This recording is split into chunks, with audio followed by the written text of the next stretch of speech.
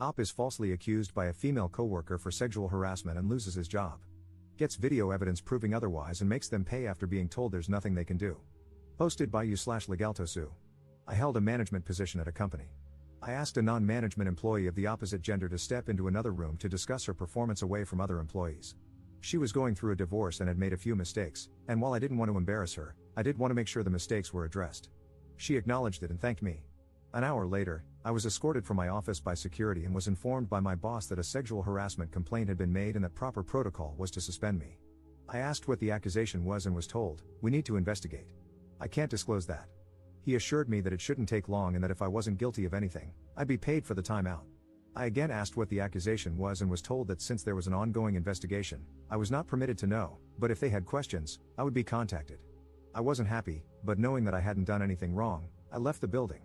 Later that night, I received a notification on my phone that my email password was incorrect. After 2 days, I called my boss asking for an update and was told he was not available but that I would hear something soon. I began calling daily and received the same response. Finally, I received a letter in the mail informing me that I was terminated for exposing myself and requesting sexual favors from an employee. The employee listed was the young lady I had pulled into the side room. I immediately called my boss and was told, he is unavailable and said to say the matter is closed. My buddy, the IT guy, messaged me on Facebook asking what happened, as he'd been told to deactivate my accounts. When I told him the whole story, he replied, "You took her into the X room. Dude, there's a security camera in there. We keep Y in there, so we always have the camera on."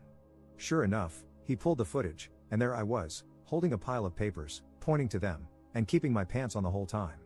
I left a message for my boss stating that the alleged incident occurred in a room with surveillance and that I would be contacting an attorney and subpoenaing the video record.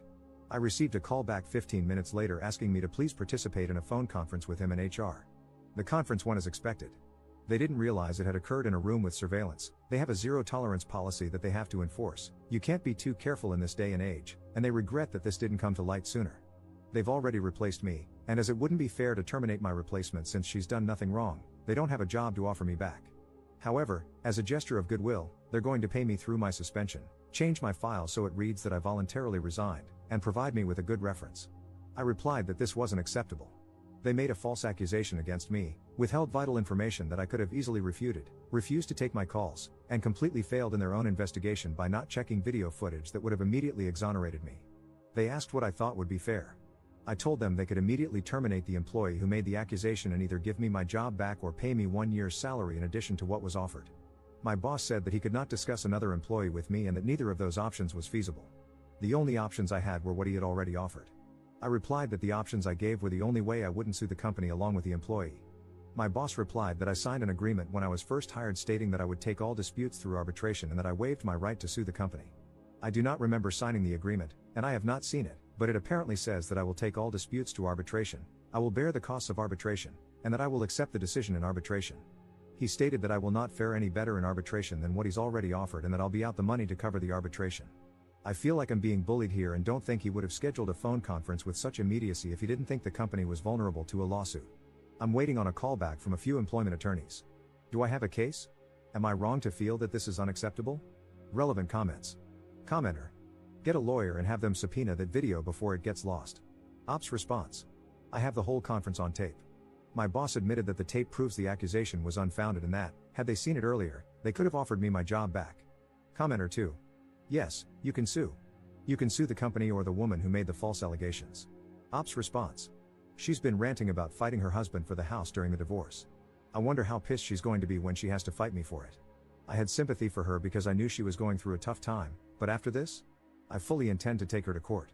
I'm going to go after her for every dime she has. Update 3 weeks later. Quite a bit has happened in the last few weeks. A friend of mine at another company, after hearing what happened, told me his company had an opening.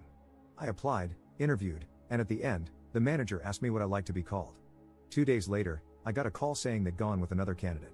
My friend admitted to me that he'd gotten some flack for recommending me. Apparently, HR had worked with one of the employees at my former company and called the employee to ask what the deal was with me. To which the employee responded, he got fired for sexually assaulting a subordinate. I think he's actually being charged criminally. I'm literally crying as I type this. It's a nightmare that won't end. Long story short, I lost my crap, called up my old company, but my boss wouldn't get on the phone with me. I had an attorney draft a letter of demand and send it off. We scheduled another phone conference. They once again regret that an employee provided a reference outside of the prescribed channels. The employee was coached on the proper way to handle such requests. My attorney informed them that, in addition to wrongful termination, we would be adding defamation to our complaint against them. They insist that they have not broken any laws and cannot control the actions of an individual employee who went against company policy. So we're at an impasse. Either I move ahead against them, or I walk away. At this point, I'm ready to drag this through court. I tried to take the high road and go elsewhere, but they're regretting a lot of what they've done to me without taking any action to correct it.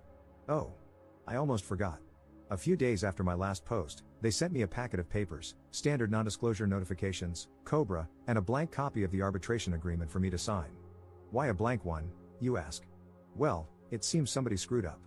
They weren't making people sign when I was hired, and HR never bothered to have me sign the agreement while I worked there.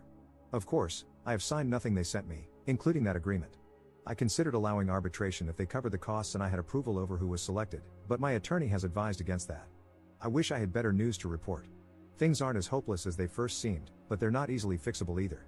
As for the employee who made the accusation, I know you're eager to hear, but at this point, I can't comment on what's happening there.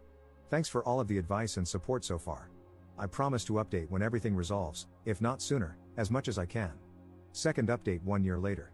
Everything has been resolved, and I've been wanting to give you guys an update, but I had to wait until my lawyer gave me the okay to talk about things. So let's start from the beginning. I pulled one of my direct reports, Deborah, into another room to discuss a few mistakes she made but did not discipline her further. After this, she went to Joyce, one of the managers above me but not in my direct line of report, equal to my boss in terms of reporting structure. When Joyce heard that I had taken Deborah into another room without any witnesses, she told her that it was unprofessional. Apparently, her exact words were, you could accuse him of being inappropriate with you, and I would have no choice but to believe you.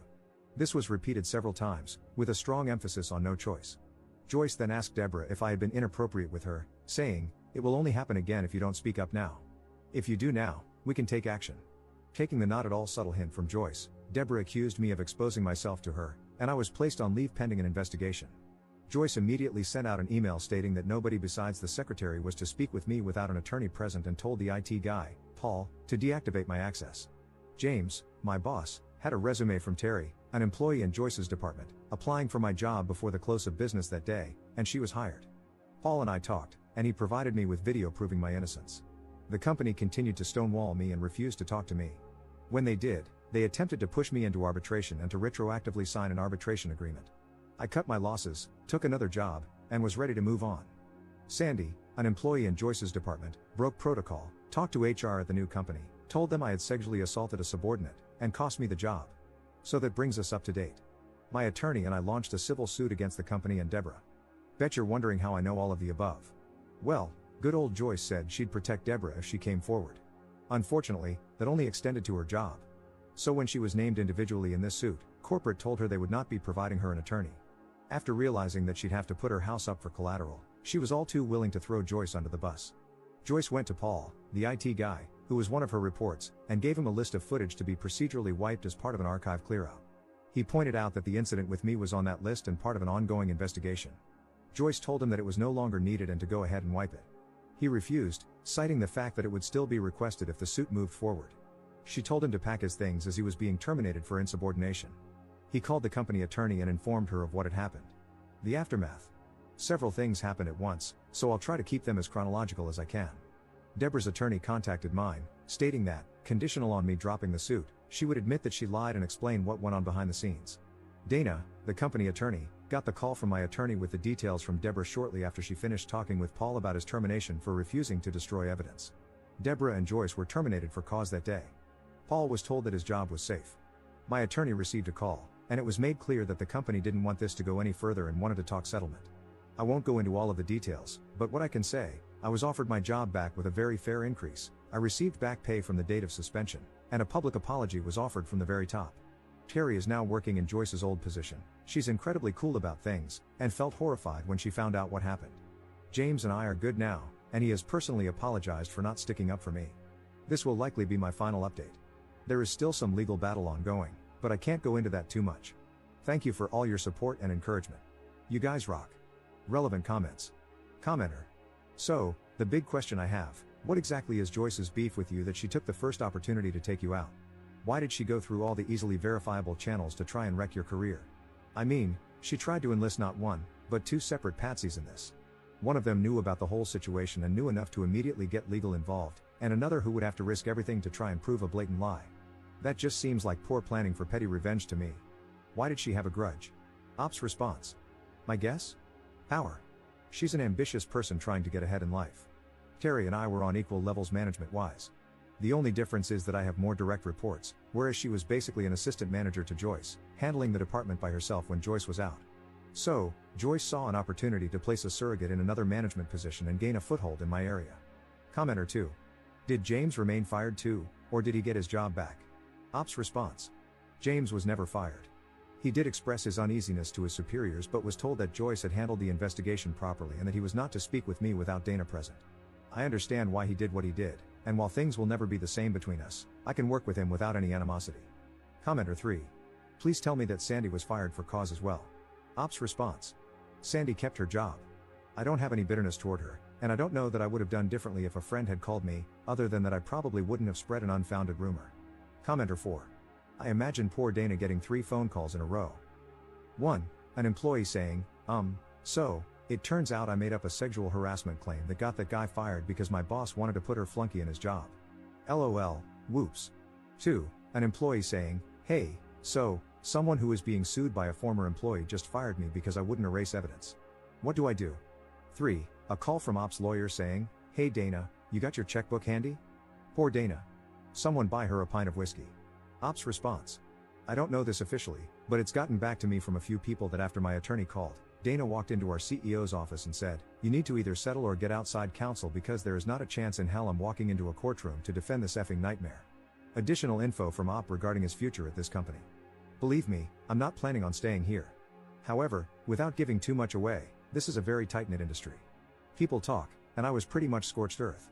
By clearing my name, being welcomed back, and putting in some time, I'm making sure I have all my ducks in a row before I get the hell out of here.